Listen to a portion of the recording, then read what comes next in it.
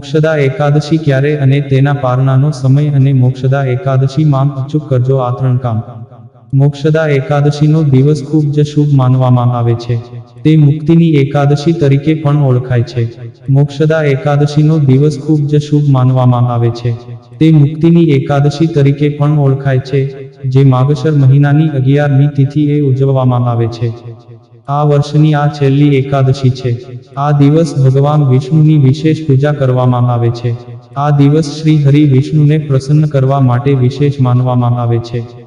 માન્યતાઓ અનુસાર મોક્ષદા એકાદશીનું વ્રત કરવાથી પાપોનો નાશ થાય છે અને સાધકના પિતૃઓને પણ મોક્ષ મળે છે. આ એકાદશીનું મહત્વ એટલા માટે પણ વધી જાય છે કારણ કે આ દિવસે ભગવાન શ્રીકૃષ્ણએ અર્જુનને ભગવદ્ ગીતાનો ઉપદેશ આપ્યો હતો.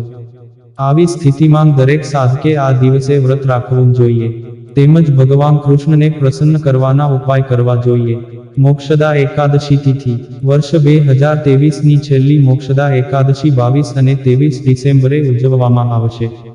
હિન્દુ કેલેન્ડર મુજબ માગશર મહિનાના શુક્લ પક્ષની એકાદશી તિથિ 22 ડિસેમ્બર 2023ના રોજ સવારે 8:16 શરૂ થશે અને બીજા દિવસે સવારે 11 વાગ્યા સુધી ચાલુ રહેશે.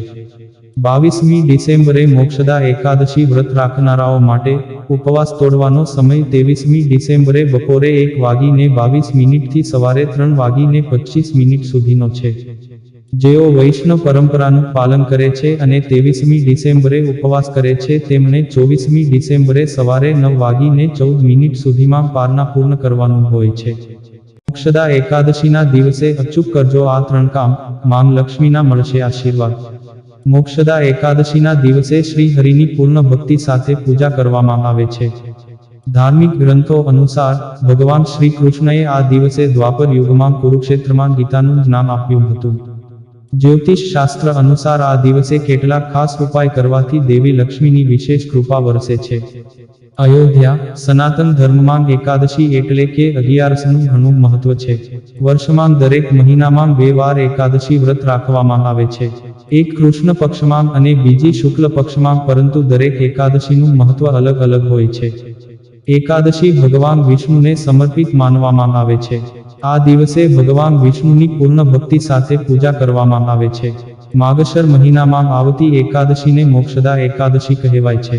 મોક્ષદા એકાદશીના દિવસે કરો આ 3 ઉપાય. 1. મોક્ષદા એકાદશીના દિવસે ભગવાન શ્રી કૃષ્ણ અને શ્રીમદ ભગવદ્ ગીતાની પૂજા કરવી જોઈએ. આ સિવાય આ દિવસે ભગવાન વિષ્ણુ અને માતા લક્ષ્મીની વિશેષ કૃપા મેળવવા માટે ભોજન બપોર પછી લેવું જોઈએ.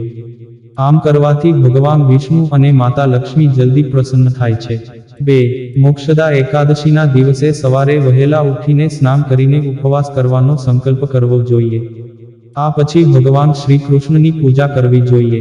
સાંજે દીવો પ્રગટાવીને ધૂપ પ્રગટાવવો જોઈએ અને મંત્રોના જાપ કરવા જોઈએ. આમ કરવાથી દેવી લક્ષ્મીની વિશેષ કૃપા જળવાઈ રહે છે. 3. દ્વાદશી પર પૂજા કર્યા પછી એકાદશીના બીજા દિવસે જરૂરિયાતમંદ વ્યક્તિને ભોજન અને દાન આપવું જોઈએ. આ સાથે ભોજન લઈને વ્રત તોડવું જોઈએ. જે વ્યક્તિ આ દિવસે દાન કરે છે તેને ક્યારેય કોઈ મુશ્કેલીનો સામનો કરવો પડતો નથી. આ દિવસે અનાજનું દાન કરવું ખૂબ જ શુભ માનવામાં આવે છે. દાન અને દક્ષિણા પછી વ્રત તોડવું જોઈએ. નોંધ: આ વિડીયોમાં આપવામાં આવેલી તમામ માહિતી વિવિધ જ્યોતિષીઓ, પંચાંગો, ઉપદેશો, ધાર્મિક માન્યતાઓ, શાસ્ત્રોના વિવિધ સ્ત્રોતોમાંથી સંકલિત કરવામાં આવી છે અને તમને પ્રસારિત કરવામાં આવી છે. અમારો હેતુ માત્ર માહિતી પૂરી પાડવાનો છે. Gujarati Hindi motivational story YouTube channel આની પુષ્ટિ નથી કરતું.